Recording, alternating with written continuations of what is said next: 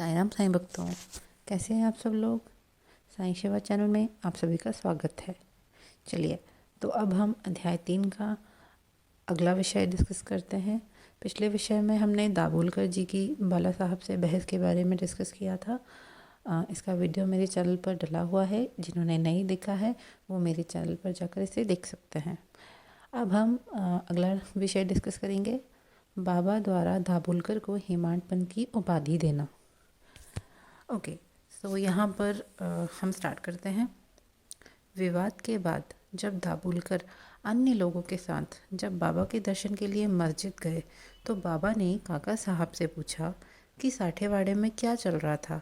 तो जैसा हमने पिछले वीडियो में डिस्कस किया कि दाभोलकर जी और बाला साहब की काफ़ी बहस हो गई थी, क्योंकि दाभोलकर जी जो थे वो स्वतंत्रता के पक्षधर थे और बाला साहब जी जो हैं वो भाग्य के या फिर विधि के विधान के पक्षधर थे। दाभोलकर जी ने कहा कि स्वतंत्र कर्म स्वयं करना पड़ता है तो गुरु की क्या आवश्यकता है, जबकि बाला साहब ने कहा कि अगर विधि के विधान में जो लिख दिया है विधाता ने तो वह होकर ही रहता है, तो वो भाग्य के पक्षधर थे। अब यही विवाद के आगे की बात है। विवाद के बाद जब दाभोलकर अन्य लोगों के साथ बाबा के दर्शन के लिए मस्जिद गए तो बाबा ने काका साहब से पूछा। अब बाबा पूछ रहे हैं, साठेवाड़ा में क्या चल रहा था, विवाद किस विषय पर हो रहा था। फिर बाबा ने दाभोलकर की ओर देखते हुए कहा, ये हेमाड पंत क्या कहते हैं। तो बाबा ने साठेवाड़ा के बारे में, देखो बाबा को ज्ञान हो गया क्योंकि बाबा तो अंतर्यामी है। बाबा को तो सब पता है। बाबा को पता है कि इन के बीच में साठेवाड़ा में विवाद हुआ है, लेकिन बाबा बिल्कुल अज्ञानी की तरह बनकर इस तरह से पूछ रहे हैं कि किस विषय पर विवाद हो रहा था। फिर बाबा ने दाभोलकर को देखते हुए कहा, ये हेमाड पंत क्या कहते हैं।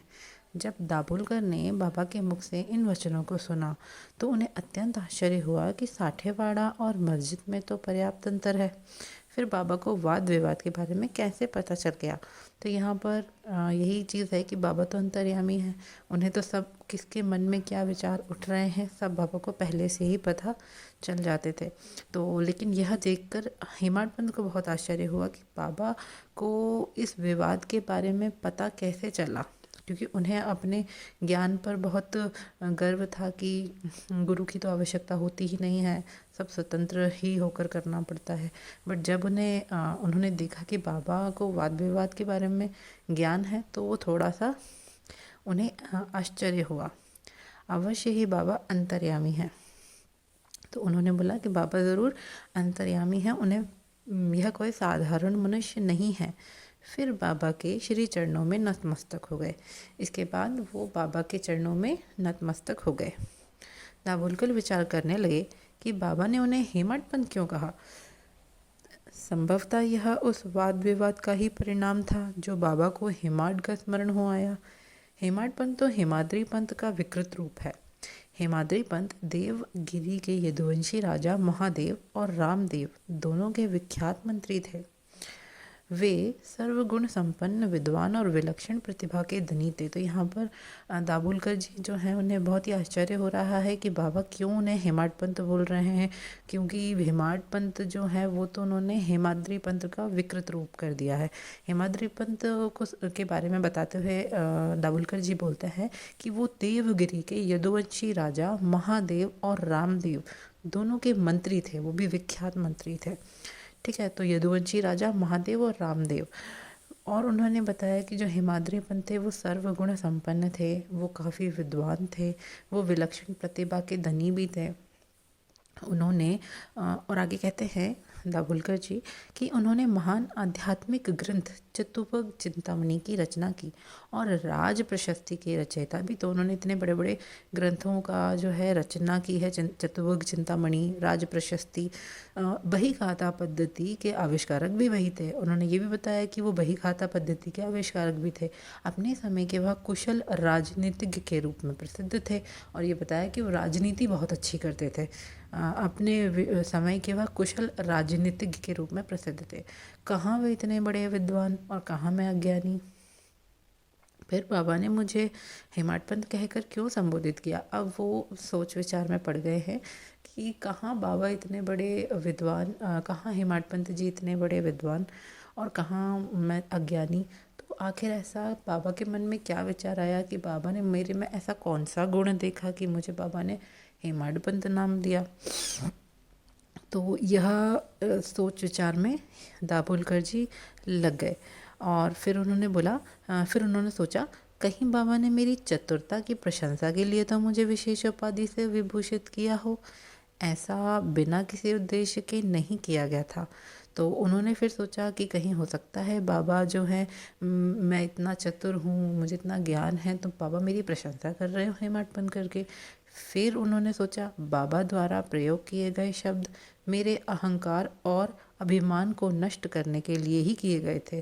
फिर उन्होंने ये भी सोचा कि कहीं ऐसा तो नहीं बाबा हेमाडपंत बोलकर मेरा मजाक उड़ा रहे हैं कि ये अपने आप को बहुत ज़्यादा ज्ञानी समझते हैं।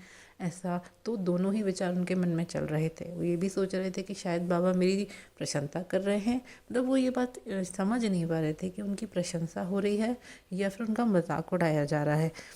तो फिर बाबा बोलते हैं बाबा द्वारा प्रयोग किए गए शब्द मेरे अहंकार और अभिमान को नष्ट करने के लिए ही किए गए थे। तो अंत में उन्हें समझ में आया कि बाबा ने उसे अहंकार नष्ट करने के लिए ही उपयोग किया है। सच्चाई यह थी कि साईं बाबा ने दाभोलकर को व्यंग से संकेत किया था कि विद्वता का गर्व नहीं करना चाहिए। बहुत ही इम्पोर्टेंट लाइन है ये। साईं बाबा ने हेमाडपंत उन्हें बोलकर एक्चुअली में व्यंग किया।